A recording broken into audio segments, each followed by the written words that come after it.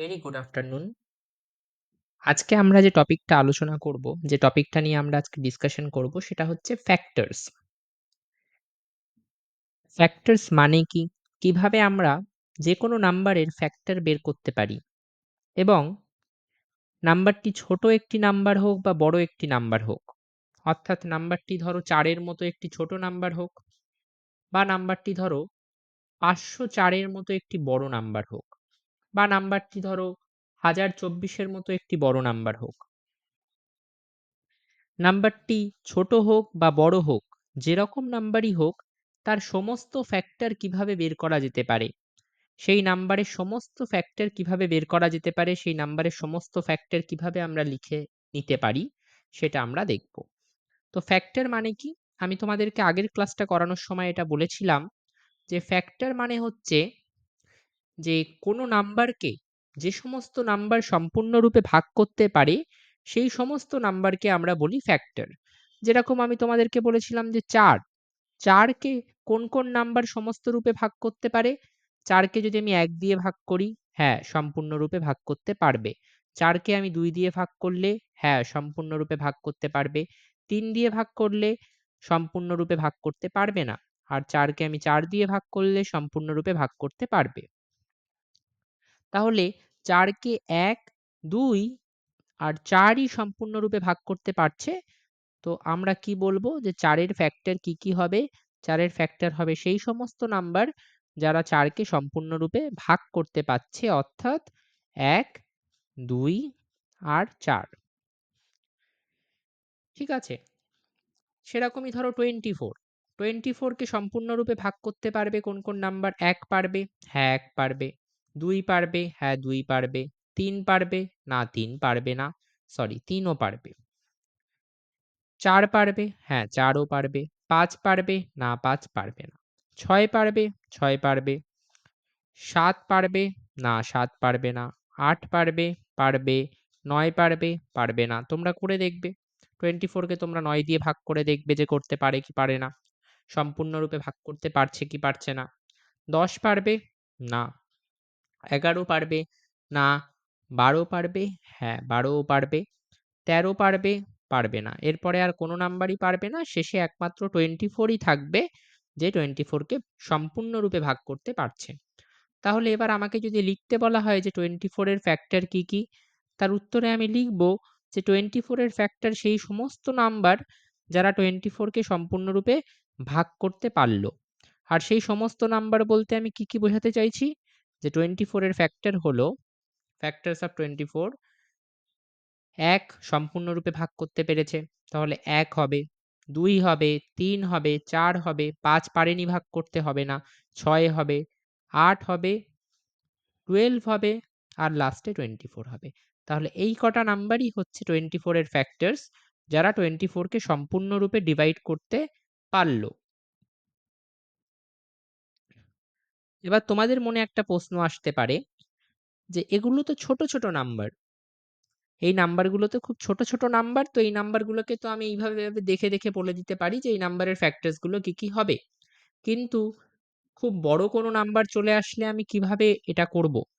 মানে ধরো একটা নাম্বার আছে, নাম্বারটা হচ্ছে 100, নাম্বারটা কি 100। এবার আমি কি তাহলে ১ থেকে শুরু করে ১০০ অব্দি সবকটা নাম্বার দিয়ে 100 কে ভাগ করার চেষ্টা করব? আর চেষ্টা করে দেখব যে কোন নাম্বারটাকে 100 ভাগ করতে পারছে, কোন নাম্বারটা 100 কে ভাগ করতে পারছে আর কোন নাম্বারটা 100 কে ভাগ করতে পারছে না। সেরকম করতে হলে তো আমাকে অনেক ডিভিশন করতে হবে এবং অনেক সময় লাগবে। আমাকে ফার্স্টে 1 দিয়ে 100 কে ডিভাইড করতে হবে, 2 দিয়ে 100 কে ডিভাইড করতে হবে, 3 দিয়ে 100 কে ডিভাইড করতে হবে। এইভাবে আমাকে ১ থেকে ১০০ অব্দি প্রতিটা নাম্বার দিয়ে 100 কে ডিভাইড করে দেখতে হবে যে কোন নাম্বারগুলো 100 কে ডিভাইড করতে পারছে, সম্পূর্ণরূপে ভাগ করতে পারছে এবং সেই নাম্বারগুলোকেই আমরা 100 এর ফ্যাক্টর বলব। কিন্তু সেটা করতে তো অনেক সময় লাগবে, সেটা তোমরাও বুঝতে পারছো। তাহলে আর কোনো উপায় কি আছে? যেটাতে আমরা অনেক সহজভাবে এবং সুন্দরভাবে 100 এর সমস্ত ফ্যাক্টরস কে লিখে ফেলতে পারি একই সাথে পরপর? হ্যাঁ, সেরকম একটি উপায় আছে, যে উপায়টা ফলো করে, যে পদ্ধতি ফলো করে আমরা 100 এর প্রত্যেকটা ফ্যাক্টরকে সম্পূর্ণরূপে লিখে ফেলতে পারি। ঠিক আছে? তো সেই উপায়টা কি, সেই পদ্ধতিটা কি? তোমরা একটা ডিভিশন, একটা দাগ টানো এবং দাগের বাঁদিকে আমি ১ম এ কি লিখব? যে 100 কে কোন নাম্বার ভাগ করতে পারছে। তো ১ম এই আমি শুরু করি 1 দিয়ে। আগের দিন বলেছি 1 এমন একটা নাম্বার যেটা সব নাম্বারকে সম্পূর্ণরূপে ভাগ করতে পারে। 1 এমন একটা নাম্বার যেটা সবাইকে ভাগ করতে পারে, পৃথিবীর সমস্ত নাম্বারকে ভাগ করতে পারে। তাহলে ফার্স্ট এ আমি এখানে 1 লিখলাম। এবার আমার তোমাদের উদ্দেশ্যে একটাই প্রশ্ন, যদি আমি 1 দিয়ে 100 কে ডিভাইড করি, তাহলে ভাগফলটা কি আসবে? ভাগফল আসবে 100। কোশেন্ট বা ভাগফল কি আসবে? 100। এবার এই 100 টাকে তোমরা কি করবে? এই 100 টাকে তোমরা রাইট হ্যান্ড সাইডে লেখো। দাগের ডান দিকে লেখো। হলো? নেক্সট 100 কে আর কে ভাগ করতে পারে? আমার যতদূর ধারণা 2 দিয়ে করা যাক। 1 এর পরে 2 দিয়ে চেষ্টা করি। হ্যাঁ, 2 দিয়েও কিন্তু 100 সম্পূর্ণরূপে ভাগ হয়ে গেল এবং কত দিয়ে ভাগটা হলো? ভাগটা হলো 50 দিয়ে। ভাগফলটা কত? 50। তাহলে এইবার 2 দিয়েও 100 সম্পূর্ণরূপে ভাগ গেল। তাহলে 2 টাকে আমি লেফটে লিখলাম দাগের, আর দাগের আমি ডান দিকে লিখলাম 50। হলো? নেক্সট 3 দিয়ে চেষ্টা করে দেখি। 3 দিয়ে কি 100 কে ভাগ করা যাবে? তো তার উত্তর হচ্ছে যে 3 দিয়ে কিন্তু 100 কে ভাগ করা গেল না। ৩ তিরিককে ৯, ১ ভাগশেষ থেকে গেল। সম্পূর্ণরূপে কিন্তু 3 100 কে ভাগ করতে পারল না। তাহলে আমি কি 3 টাকে এখানে লিখব? মোটেই নয়। 3 টাকে কিন্তু আমি লেফট হ্যান্ড সাইডে আর লিখব না। তারপরে আমরা ৪ দিয়ে 100 কে ভাগ করার চেষ্টা করে দেখি। হ্যাঁ, ৪ দিয়েও কিন্তু 100 ভাগ যাবে। তোমরা দেখতেই পাচ্ছ ৪ ৫ ২০ সম্পূর্ণরূপে ভাগ চলে গেল এবং ভাগফল আসলো ২৫। তাহলে ৪ ও কিন্তু 100 কে ভাগ করতে পারল। তাহলে এপাশে আমি ৪ লিখলাম এবং ভাগফল যেটা এসেছে মানে 25 সেটাকে আমি এপাশে লিখলাম। নেক্সট ৪ এর পরে কি আসে? ৫। ৫ কি 100 কে সম্পূর্ণরূপে ভাগ করতে পারে? তার উত্তর হচ্ছে হ্যাঁ, ৫ ও কিন্তু 100 কে সম্পূর্ণরূপে ভাগ করতে পারে। তাহলে ৫ কে আমি বাঁদিকে লিখলাম এবং ভাগ করে যে ভাগফলটা আসছে 20 সেটাকে আমি ডান দিকে লিখলাম। গেল। নেক্সট আমরা চেষ্টা করে দেখি ৬ দিয়ে ভাগ করার। তো ৬ 100 কে ভাগ করতে পারবে না। তোমরা করে দেখতে পারো, আমি ওটা আর করছি না। 7 দিয়ে 100 কে ভাগ করার চেষ্টা করে দেখতে পারো, করতে পারবে না। 8 দিয়ে করে দেখতে পারো, করতে পারবে না। 9 দিয়ে করতে পারো, পারবে না। নেক্সট পারবে 10। 10 দিয়ে যদি আমি 100 কে ভাগ করার চেষ্টা করি, তাহলে দেখা যাক রেজাল্টটা কি আসে। 10 টা কিন্তু অবশ্যই 100 কে ডিভাইড করতে পারবে। কতবারে পারবে? 10 বারে পারবে। তাহলে 10 100 কে ডিভাইড করতে পারল। 10 টাকে বাঁদিকে লিখলাম এবং ভাগফল কত? ভাগফলও 10 ই এসেছে, 10 ই এসেছে। তো সেই ভাগফলটাকে আমি ডান দিকে লিখলাম। হলো? নেক্সট তোমরা ১০ থেকে শুরু করে ১১, ১২, ১৩, ১৪, ১৫, ১৬, ১৭, ১৮, ১৯, ২০ প্রত্যেকটা নাম্বার দিয়ে ১০০ কে ভাগ করার কথা চিন্তা করে দেখতে পারো। ১১, ১২, ১৩, ১৪, ১৫, ১৬, ১৭, ১৮, ১৯ এই কোন নাম্বারই 100 কে ডিভাইড করতে পারবে না। ২০ পারবে। ১৯ অব্দি আর কোন নাম্বার পারবে না। ২০ পারবে 100 কে ডিভাইড করতে। 25s are 100। তাহলে ২০ 100 কে ডিভাইড করতে পারল কতবারে? ২০ কিন্তু 100 কে ডিভাইড করতে পারল ৫ বারে। তাহলে আমি এখানে ২০ লিখলাম আর এপাশে কি লিখলাম? ৫। এইবার তোমরা একটা মজার জিনিস লক্ষ্য করতে পারবে। সেটা হচ্ছে যে ৫ আর ২০ অলরেডি একবার এসে গিয়েছিল। এই ৫ আর এই ২০ অলরেডি একবার এসে গিয়েছিল। তো আল্টিমেটলি আর আমার ২০ দিয়ে ভাগ করার দরকার নেই। যখনই তোমরা দেখতে পাবে রিপিটেশন হয়ে গেছে কোনো একটা নাম্বার যেটা আরেকবার ফিরে এসেছে কোনোভাবে। আগেরবার হয়তো নাম্বারটা এপাশে ছিল, এবার হয়তো এপাশে ফিরে এসেছে। আগেরবার হয়তো ডানদিকে ছিল, এবার বাঁদিকে ফিরে এসেছে। যখনই আমি দেখতে পাবো যে একটা কোনো নাম্বার রিপিট হয়ে গেছে, আবার ফিরে আসছে, তখনই আমরা ডিভিশন করা থামিয়ে দেব এবং আমরা এটাকে আর নেব না। ঠিক আছে? তাহলে এবার বিষয় হলো আমাদের কাজ কি ছিল? আমাদেরকে বলা হয়েছিল 100 এর ফ্যাক্টরস লিখতে।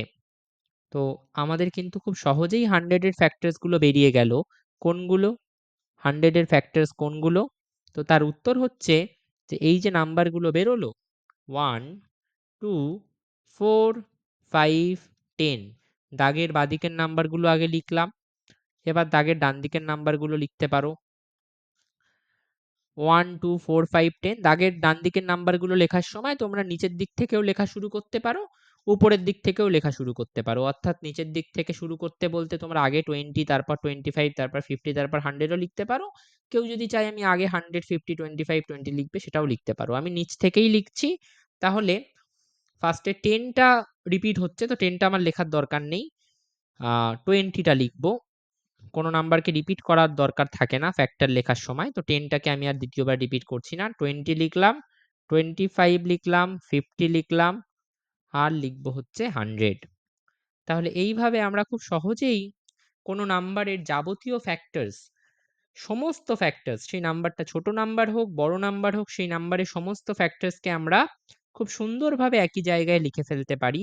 এবং কোনো ফ্যাক্টর কিন্তু এই পদ্ধতি অবলম্বন করলে তোমরা কিন্তু দেখতে পাবে কোনো ফ্যাক্টরই বাদ যাচ্ছে না, প্রত্যেকটি ফ্যাক্টর কিন্তু থাকছে।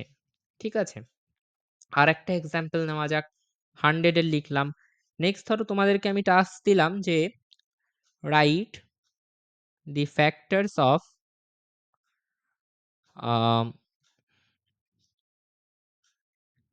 write the factors of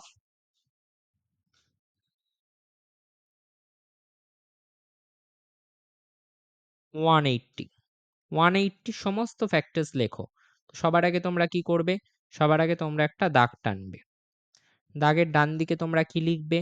ফার্স্টে লিখবে 1, কারণ 1 সমস্ত নাম্বারকে ভাগ করতে পারে, তো 1 180 কেও ভাগ করতে পারবে। দাগের ডান দিকে কি লিখবে? 1 দিয়ে যদি 180 কে ভাগ করা হয় তাহলে ভাগফলটা কি আসে? তো ভাগফলটা 180 আসে। 1 দিয়ে আমি যে নাম্বারকেই ভাগ করি না কেন ভাগফল ওই নাম্বারটাই আসবে। তাহলে দাগের ডান দিকে আমি ভাগফলটা লিখব, মানে 180 টা লিখব। নেক্সট 2 দিয়ে ভাগ করবে, 2 দিয়ে 180 ভাগ যাবে এবং ভাগ করলে কত হবে? ভাগফল হবে 90, রাইট? তাহলে 2 দিয়ে ভাগ করলাম, ভাগ গেল, তাই 2 টা লিখলাম। ভাগফল কত? 90, সেই 90 টাকে কোথায় লিখব? দাগের ডান দিকে।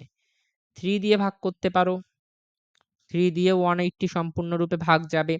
আমি তোমাদেরকে পরবর্তী ক্লাসগুলোতে বিভাজ্যতার নিয়মও পড়াবো, তো তখন এটা আরো ইজি হবে তোমাদের জন্য। তাহলে 3 দিয়ে 180 কে ভাগ করলে 60 হলো। 3 টাকে আমি কোন দিকে লিখব? দাগের বাঁদিকে। আর 60 টাকে কোন দিকে লিখব? ডান দিকে। 4 দিয়ে 180 কে ভাগ করতে পারো। 4 দিয়ে যদি 180 কে ভাগ করা হয়, 4 × 4 = 16, 2 0, 4 5 20, ভাগ করলে কত আসলো? 45। তাহলে 4 টাকে আমরা দাগের বাঁদিকে লিখব এবং ভাগফল যেটা 45 ডান দিকে লিখব। নেক্সট 4 দিয়েও হলো। 5 দিয়ে ভাগ করতে পারো 180 কে। 5 দিয়ে যদি 180 কে ভাগ করো, 5 3s are 15, 3 0, 5 6 are 30, কত হলো? 36। সম্পূর্ণরূপে ভাগ মিলছে বলেই কিন্তু এই নাম্বারগুলোকে আমরা লিখতে পারছি। ভাগ যেই মিলবে না আমি কিন্তু আর নাম্বারটা লিখতে পারবো না। তাহলে 5 দিয়ে ভাগ গেল বলেই 5 টা লিখলাম এবং ভাগফল কত? 36 ডান দিকে লিখলাম। হলো। নেক্সট 6 দিয়েও আমি 180 কে সম্পূর্ণরূপে ভাগ করতে পারি। তোমরা করে দেখবে কত হবে? 30। কত রেজাল্ট আসলো? 30। তাহলে 6 টাকে লিখলাম, 30 ভাগফল ডান দিকে লিখলাম। 7 দিয়ে করে দেখি। 7 দিয়ে 180 কে সম্পূর্ণরূপে ভাগ করা গেল? তার উত্তর হচ্ছে যে না। 7 দিয়ে কিন্তু 180 কে সম্পূর্ণরূপে ভাগ করা গেল না। ভাগশেষ 5 থেকে গেল। তাহলে 7 টাকে কি আমি এখানে লিখতে পারবো? এখানে কি আমি 25 লিখতে পারবো? তার উত্তর হচ্ছে না, পারবো না।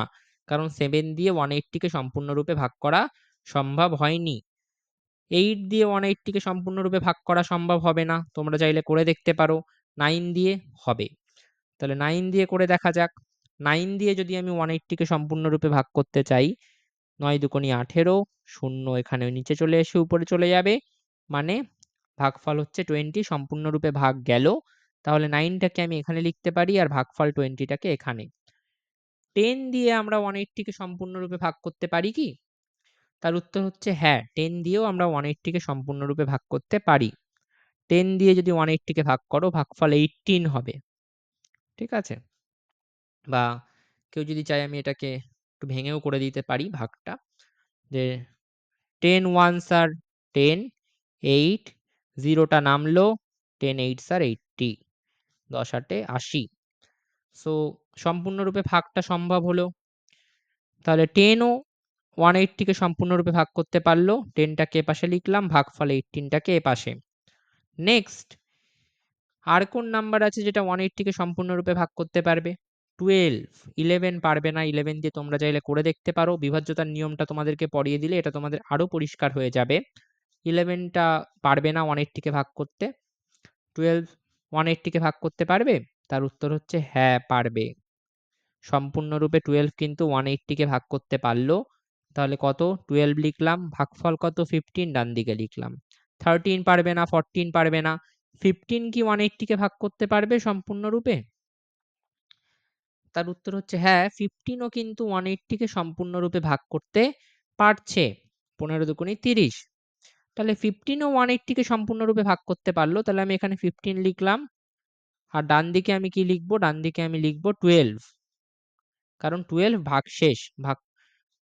ভাগফল হচ্ছে 12।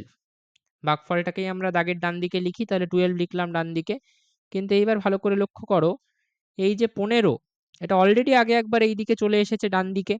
15 টা অলরেডি একবার দাগের ডান দিকে চলে এসেছে, এখানে আরেকবার দাগের বাঁদিকে আসছে। তাহলে আমার এই 15 টাকে আর নেওয়ার দরকার নেই। এই পেয়ার অর্থাৎ এই 15 12 এটাকে আমার আর নেওয়ার দরকার নেই। তো আমি এটাকে কিন্তু বাদ দিয়ে দেব। ঠিক আছে? উপরের 15 টা থাকবে। খালি নিচে যে আরেকবার 15 12 আসছিল সেটাকে আমার নেওয়ার দরকার নেই। এবং তোমাদেরকে আমি কি বললাম? যেই কোনো একটা নাম্বার রিপিট হয়ে যাবে, অর্থাৎ যেরকম 15 টা এখানে একবার ছিল, যেই আরেকবার 15 এখানে চলে আসছিল, যেই কোনো একটা নাম্বার রিপিট হয়ে যাচ্ছে, আরেকবার দ্বিতীয়বার চলে আসছে, এতক্ষণ দেখো কোনো নাম্বার রিপিট হয়নি। কোনো নাম্বার কিন্তু ডান দিকের নাম্বার বাঁদিকে আসেনি। ১৮০ এসেছে, আসেনি। 90 এসেছে ডান দিক থেকে বাঁদিকে, না। ৬০ ডান দিক থেকে বাঁদিকে, না, আসেনি। 45 36 30 20 18 15 18 15 কোনো নাম্বার কিন্তু এতক্ষণ ডান দিক থেকে বাঁদিকে আসেনি। এই প্রথম 15ই ডান দিকে একবার উপস্থিত ছিল, আবার বাঁদিকে চলে এসেছে। তাহলে আমি কিন্তু আর এই 15 টাকে নিতে পারবো না, এবং যেই কোনো একটা নাম্বার ডান দিকে ছিল আবার বাঁদিকে চলে আসবে, বাঁদিকে আবার কোনো একটা নাম্বার সেম নাম্বারকে দেখতে পেয়ে যাব, তখনই আমাদেরকে থামিয়ে দিতে হবে। তখনই আমাদেরকে থামিয়ে দিতে হবে এবং বুঝতে হবে যে ফ্যাক্টর খোঁজা কমপ্লিট হয়েছে। আমরা এবার আমাদের উত্তর লিখে দিতে পারি। আমরা সমস্ত ফ্যাক্টরস পেয়ে গিয়েছি। তাহলে এবার আমরা কি লিখতে পারি? এবার আমরা লিখতে পারি ফ্যাক্টরস। কিসের ফ্যাক্টরস? Factors of 180। কি, কি ফ্যাক্টর পেলাম? অনেক ফ্যাক্টর পেয়েছি। লেখা যাক এক, এক করে। প্রথমে বাঁদিকগুলোকে লিখে নেবে। বাঁদিকের নাম্বারগুলোকে পরপর লিখে নেবে। প্রথম নাম্বারটা 1, তারপরেরটা 2, তারপরেরটা 3 4 5 6 9 10 12। তারপরে ডান দিকের নাম্বার লেখার সময় কি বলেছি? নিচ থেকে শুরু করবে। চাইলে উপর থেকেও শুরু করতে পারো। নিচ থেকে শুরু করলে ভালো দেখায়। তাহলে 15 18 20 30 36 45 60 90 180। এইভাবে আমরা সবকটা নাম্বার লিখে নিতে পারলাম। 180 র সবকটা ফ্যাক্টর আমরা লিখে নিতে পারলাম এবং কোনো ফ্যাক্টরই কিন্তু বাদ গেল না। যত বড় নাম্বারই হোক এই পদ্ধতি ফলো করলে কিন্তু তোমরা কোনো নাম্বারই বাদ দিতে পারবে না। প্রত্যেকটা নাম্বারই কিন্তু ফ্যাক্টর, প্রত্যেকটা ফ্যাক্টর কিন্তু তোমরা লিখে ফেলতে পারবে। So this is the easiest way to find out the factors, all the factors of a number. Thank you.